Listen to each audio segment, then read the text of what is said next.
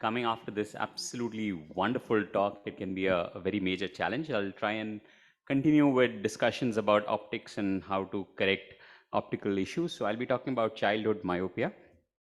We know that it's now becoming really an epidemic, and including India, we can see that there is a huge increase not only world over, but even in India. And we did this meta-analysis. We found that even in rural areas, this thing is beginning to be a problem. And there has been a jump in the last decade, even in rural areas, from about 4.6% to 6.8%, which is a major challenge for all of us.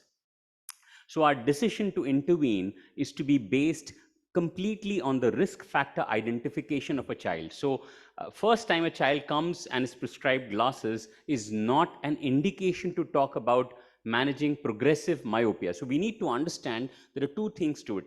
One is myopia, that the child has a refractive error that needs to be corrected with spectacles.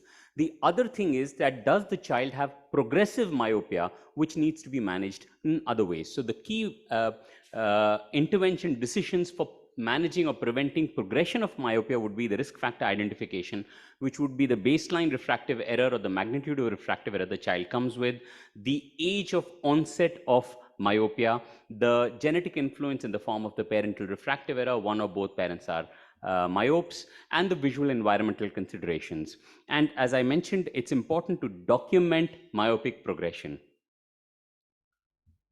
The risk factors, one would be what is now called as a pre-myopic child. Now we have a pre-myopic child who is lower hyperopia for that age-matched normal. He's not a myope at the moment, but for about 6 to 7 years of age, which is the time when myopia is beginning in children, less than 0.75 diopters of hyperopia is considered pre-myope, along with the other risk factors, environmental risk factors. Younger the age of onset, more rapid it has been seen that the myopia progresses, as also the longer duration for which the child will be progressing, and therefore is ultimately going to have much higher levels of myopia. We talked about parental myopia, and if both parents are myopic, there is a 3 times risk that the child will have progressive myopia and reach high myopia by the time he is a teenager.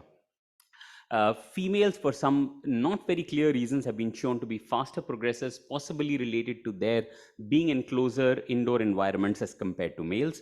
And ethnicity, East Asians are more progressors. The Caucasians are supposed to be less, and we lie somewhere in the middle. The visual environment is the next most important risk factor, and children who become myope spend much less time in outdoors. And also is an independent risk factor is the amount of near work. So there are two very important strong associations. One is the close distance. So the closer the distance, more is the factor influencing the likelihood of progressive myopia, and also duration. So reading continuous periods of time more than 30 to 45 minutes is again in many studies an independent risk factor for progressive myopia. Finally, the recent understanding is anomalies of binocular vision and accommodative lag. Many of these progressive myopes have esophorias, accommodative lags have near and reduced accommodative facility.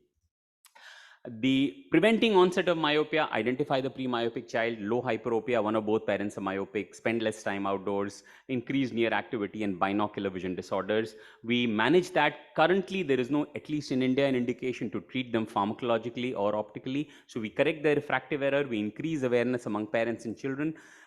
Do risk factor modulation, so we increase their outdoor activity, control or modify or moderate their indoor, particularly near activity. And at the moment, there is no clear indication for aggressive interventions, including pharmacological, or those studies are underway. To prevent progression, again, it's very important to have education, teaching, and understanding of the problem that we're dealing with. A cycloplegic refraction, particularly the first time, give appropriate glasses the first time, whatever, irrespective of the magnitude of myopia. Do not undercorrect. There is no evidence that either undercorrecting refractive errors reduces the risk of myopia. And identify whether the child is progressive or not if you want to take a decision on intervention. In the absence of that, be careful before you start any treatment. The other most important thing that now we understand is that myopia intervention is designed to prevent axial elongation and not refractive error change only.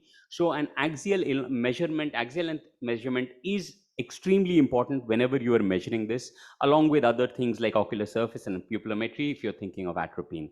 Your treatment strategies has to be based most importantly on the economic status of the child at the moment, because now optical interventions are available like defocused lenses, the halt lenses, and of course contact lenses like ortho-K and soft contact lenses. So just to explain to you how these spectacles work, the basic structure of the back of the eye is an oblate change, and we know that if you give single vision glasses, they optimally correct for the center, but there is a hyperopic defocus in the mid periphery, which is said to be responsible for the myopic focus that these children are having. And the new spectacles are now designed to change that hyperopic focus to defocus, to a myopic defocus. So some of them, of course, initially there were like ring segment ads in the periphery, but they reduced the field to such an extent that children were extremely uncomfortable. So now the modifications are these DIMS spectacles, which in the mid periphery have multiple small lens sets that ensure that 50% of the area provides an ad and the 50% area provides normal distance correction. So the child's field, and when he looks through the edge of the lens, is not significantly affected. So this is the DIMS technology by Hoya. They have a fixed peripheral ad, which is 3.5 diopters. The Stellest lenses, which are by Essilor, have a progressive additional change as you go into the periphery. So they bring about a volume of myopic defocus, which they say is more efficient, although at present there is no evidence to say that either of these lenses are better or worse.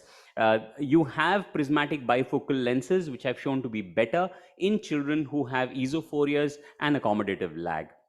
Of course, soft contact lenses and ortho-K, not extensively practiced in India, have its proponents, have shown to be good, but of course you have corneal related risk issues. I'll just quickly touch on atropine, which is the most prescribed treatment currently available for myopia. Across the world, multiple studies have done that shown its efficacy, including one from our center, which was a part of a multicentric trial.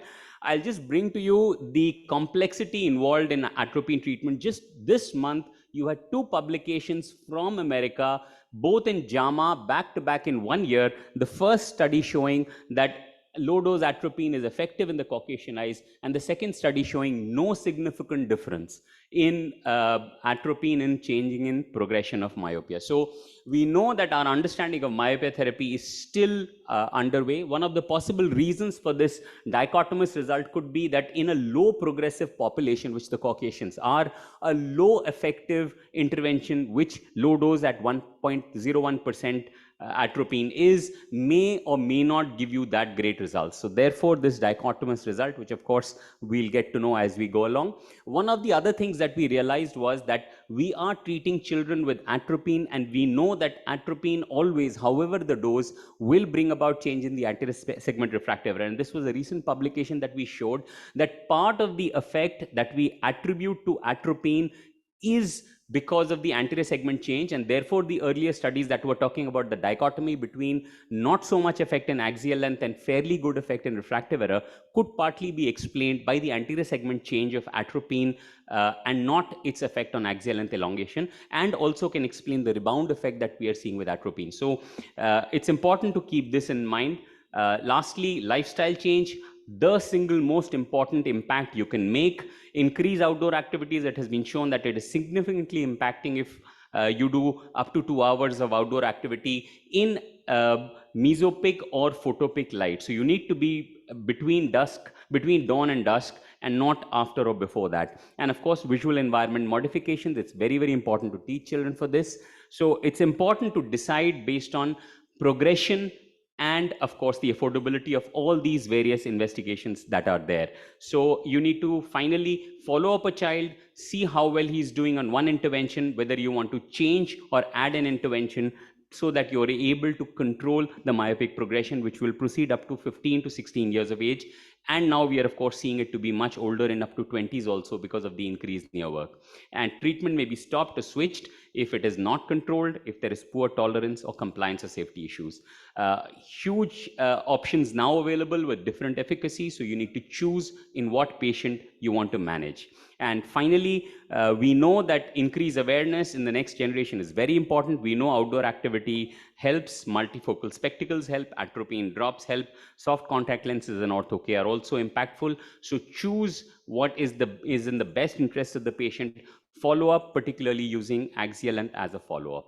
Thank you very much. Thank you, Professor Rohit. Now I invite